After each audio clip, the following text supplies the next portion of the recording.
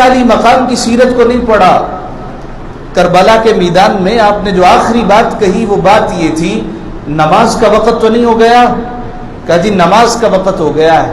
کہا کہ سر تو قلم کرنا ہے, مجھے رب کی نماز تو ادا کر لینے دو. وہ ایک سجدہ جسے تو گراں سمجھتا ہے, 1000 سجدوں سے دیتا ہے آدمی کو نجات. اور پھر حسین نے ایسا سجدہ کیا رہتی دنیا تک حسین کے سجدے کا نشان ثبت ہو چکا. آخری وقت ایک ہی کلام تھا, میری نماز تو نہیں رہ گئی, نماز پڑھنے دو.